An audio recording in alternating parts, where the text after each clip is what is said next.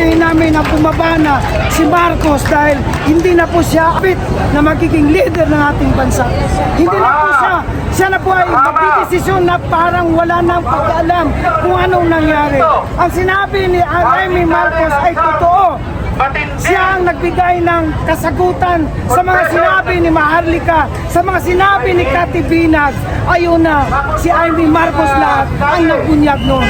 Kaya tayo po, manawagan tayo, huwag na po kayo dyan sa cellphone ninyo, lumabas na kayo sa bahay ninyo. At tayo makilahok nito, nalabanan natin to hanggang matapos at bumaba na si Marcos sa kanyang posisyon. Marcos resign! Marcos resign! Duterte! Duterte!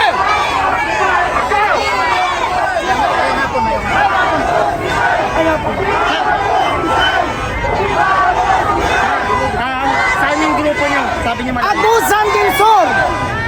Ang logo namin, PDP Laban Agusan del Sur! mga taga-Agusan. Ayun na, bumuti na yan. So, iba-ibang mga grupo at iba-ibang mga lugar to. Hindi po taga Maynila lang, Agusan del Sur na rin. Ang dami na, ano?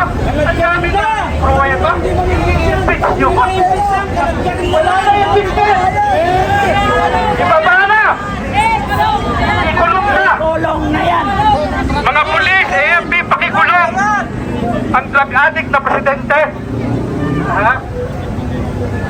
Kaya yung konstitusyon na yan, paano kung red alert na? Apat na datos ang nagpapakita na wala ng pag-asa. Number 1, ang GDP natin pinakamababa sa loob ng 8 taon. Pangalawa, ang turista natin pinakamababa sa buong tao, sa buong nagkakaroon ng since Duterte, malataas ang ating mga turista. Ngayon bumaba na, dinoktor pa yan, 3.5 million, baka 2 million lang. Tatlo, wala na, FDI, mga foreign investors, umalis na, wala nang trabaho ang mga kapwa natin Pilipino. At pang-apat, yung exchange rate, ang pinakamababa, na 60, at naabot pa ng 70 yan pag hindi siya bumaba. So, walang kaawa-awa. Gusto pang umumbo. At sabi ni Ating Claire, di daw sa bababa. Babae ba talaga? Kaya sa atin, humihingi siya ako kung ayaw nilang bumabate sa akin. I-complain na natin.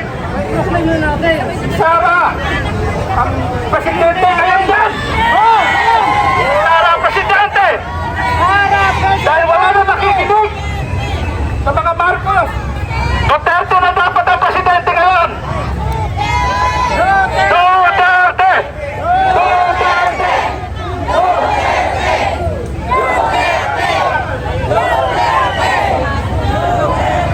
Maraming salamat sa inyong pagpapahayag, mga kababayan. Hindi na po ito mapipigilan. Ang panawagan ng taong bayan, Marcos resign! Marcos resign! Marcos resign! Marcos resign! Kulang daw yun! Kulang daw yun! Wait! Relax muna, relax. Kulang yun. Ito ang panawagan na kompleto. Marcos resign! Aristuhin!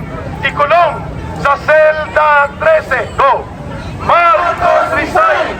Aristuhin! Ikulong sa selda 13! Marcos resign! Aristuhin! Ikulong sa selda 13! Marcos resign! Aristuhin! Ikulong sa selda 13! Ayun! Pakinggan natin ang boses ng retiradong general mula sa security sector at nakikipagkaisa sa taong bayan bago si General Daos muna. Amir, General Daos.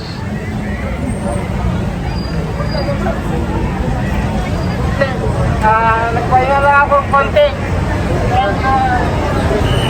Masakit ang nahamutan ko kanina pa.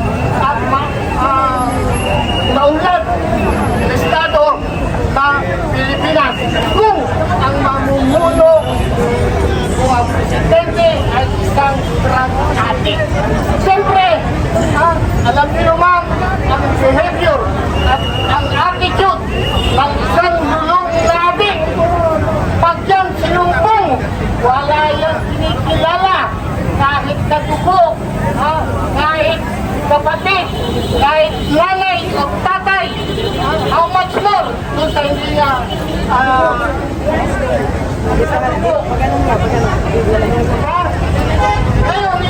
yan tulad natin ngayon dito sa gobyerno natin. Ang ating presidente, mismong kapatid niya,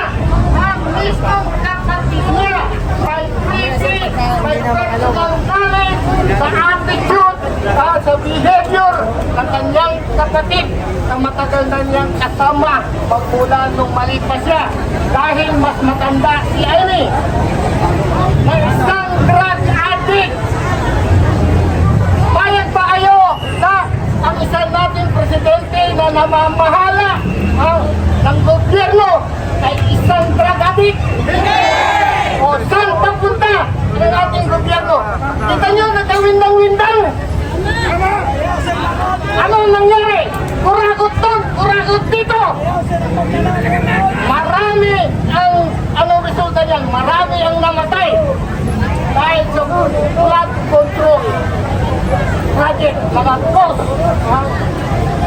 Kaya dapat na po natin ikuntina